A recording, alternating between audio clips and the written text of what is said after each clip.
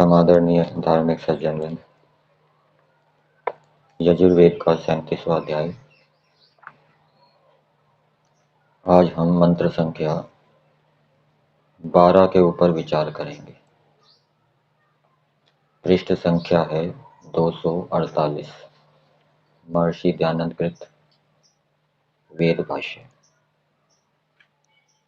मंत्र है अनाधृष्टा पुरस्तात् अग्ने आधिपत्ये आयुर्मे दाः पुत्रवती दक्षिणता इंद्रस्य आधिपत्ये प्रजां मे दाः सुषदा पश्चात् देवस्य सवितुराधिपत्ये चक्षुर्मेधाः आश्रुतिरुत्तरतो धातुराधिपत्ये रायस्पोषं मेधाः विधृतिरुपृष्ठात् बृहस्पतेराधिपत्ये ओजो मेधाः विश्वाभ्यो मा नाष्ट्राभ्यस्पाहि मनो अश्वासि।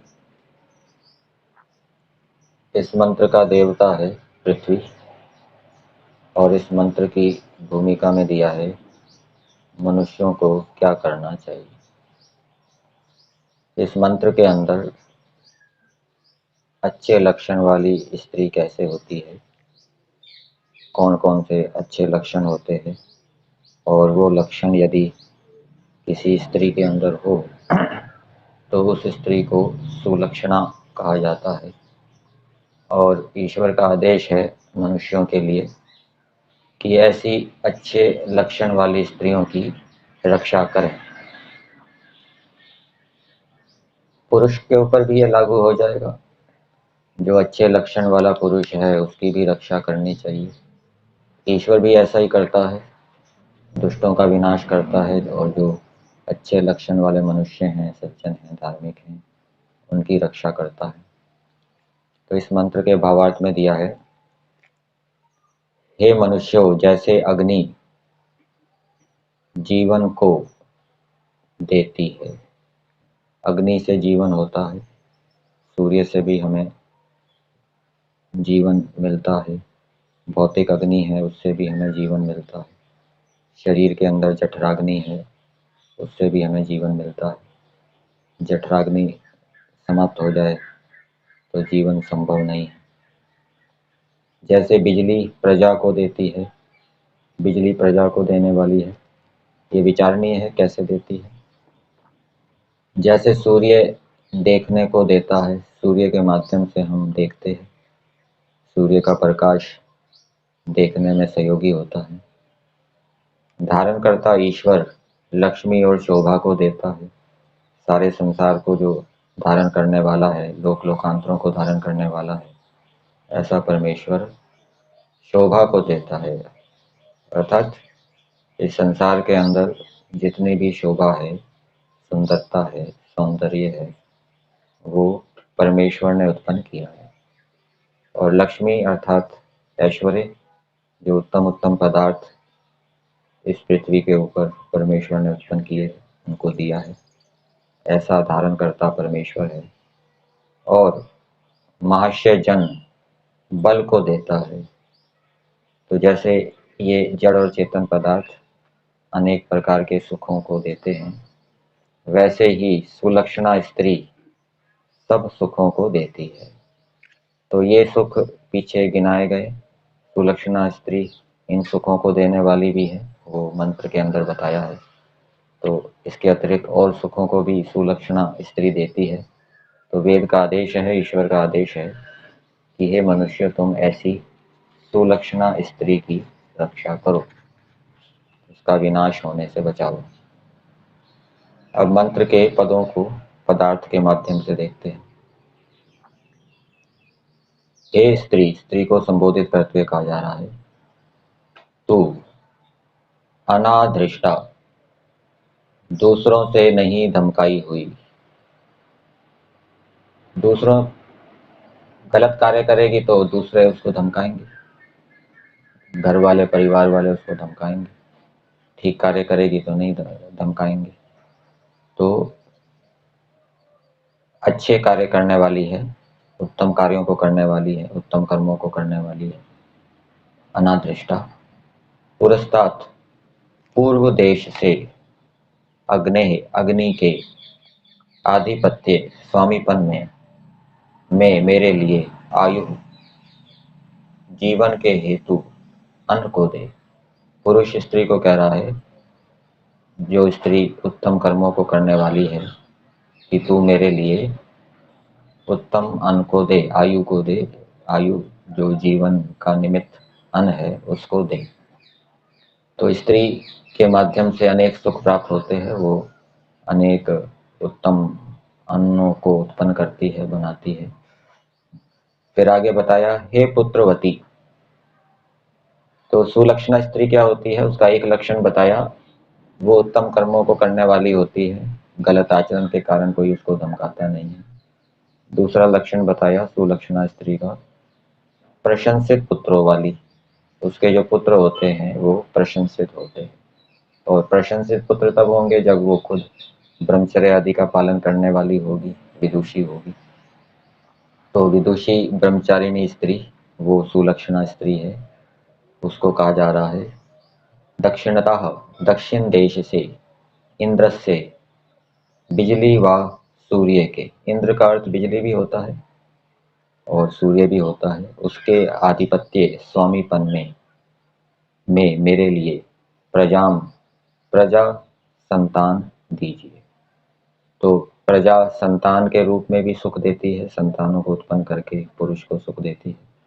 और अन्न उत्पन्न करके, अन्न बनाकर भी वो पुरुष को सुख देने वाली या परिवार को सुख देने वाली होती है। फिर आगे बताया,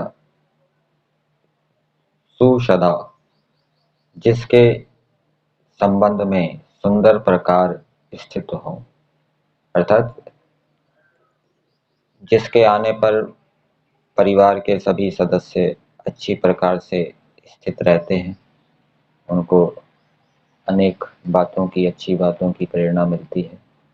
अनेक अच्छे कार्य परिवार के अंदर प्रारंभ किए जाते हैं, जिससे सबको आनंद होता है, प्रसन्नता होती है। ऐसी जो स्त्री है तो सुंदर प्रकार स्थित हुई हो, ऐसी हुई पश्चात पश्चिम से देवस्य प्रकाशमान सवितुः सूर्यमंडल के। सविता का अर्थ सूर्य भी होता है। आधिपत्य स्वामीपन में मेरे लिए चक्षु नेत्र दीजिए। तो नेत्र दीजिए अर्थात वो बुद्धिमती हो, समस्याओं के समाधान में वो सहयोगी हो, मार्गदर्शन करने वाली हो। ऐसी स्त्री सुलक्षणा स्त्री कहलाती है। फिर आगे दिया, आश्रुति, अच्छे प्रकार जिसका सुनना हो, ऐसी हुई तू। और एक लक्षण और बताया सुलक्षणा स्त्री का, कि वो अच्छी प्रकार से सुनती है, दूसरे की बातों को भी अच्छी प्रकार से सुनती है, और भी अनेक विषयों में जिसका अच्छा सुनना है, जानना है, एकाग्रता से सुनती है। ऐसी हुई तू उत्तरतः, उत्तर से धातु धारण करता वायु के आधिपत्य मालिकपन में मेरे लिए रायः धन की पुष्टि को दे। तो स्त्री धन की पुष्टि को देने वाली होती है। अर्थात जो धन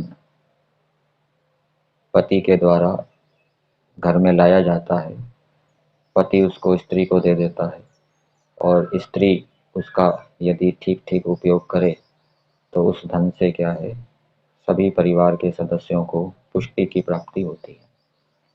तो ऐसी स्त्री जो धन की पुष्टि को देने वाली है, अर्थात धन का ठीक प्रकार से उपयोग करती है, फिजूल खर्च नहीं करती, और इस प्रकार उपयोग करती है जिससे कि परिवार के सभी सदस्यों की सब प्रकार से उन्नति प्रगति हो, सुख बढ़े। फिर आगे दिया, विधृति ही, अनेक प्रकार की धारणाओं वाली हुई। अनेक प्रकार के विद्याओं को या गुणों को जो धारण करने वाली है, इस रूप में समझना चाहिए। उपृष्ठात, ऊपर से, बृहस्पति, बड़े बड़े पदार्थों के रक्षक, सूत्रात्मा वायु, बड़े बड़े पदार्थ अर्थात लोक लोकांतर समझने चाहिए।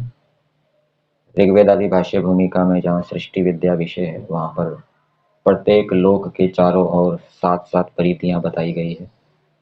पहली परिधि तो समुद्र है, दूसरी परिधि जो त्रसरेणु सहित जो वायु है, वो दूसरी परिधि है।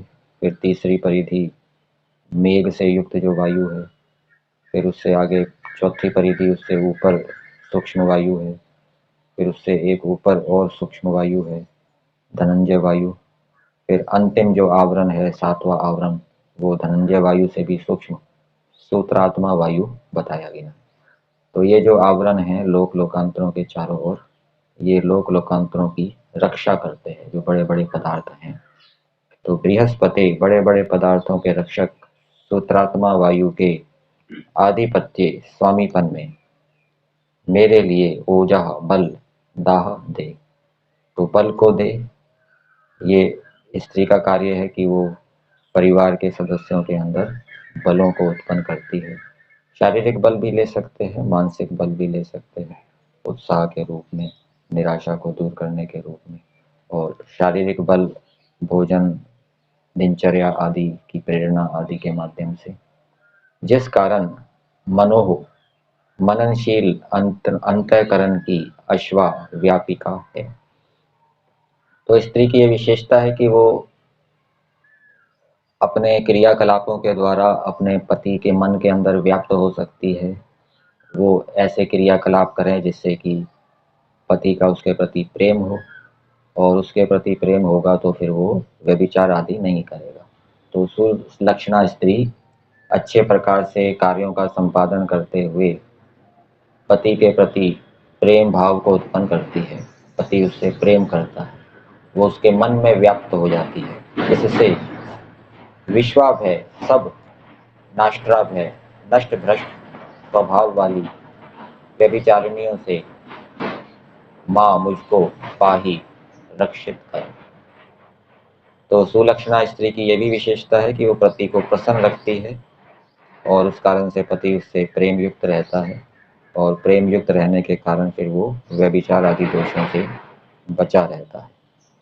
तो ऐसी स्त्री की पुरुष को रक्षा करनी चाहिए, और भी जो सदस्य जन हैं परिवार के, वो ऐसी स्त्री की रक्षा करे। ये वेद का आदेश है। इसी प्रकार से मनुष्यों के ऊपर भी लागू हो जाएगा कि जो मनुष्य अच्छे लक्षणों से युक्त हैं, अच्छे गुण कर्म स्वभावों से युक्त हैं, उनकी रक्षा भी मनुष्यों को करनी चाहिए।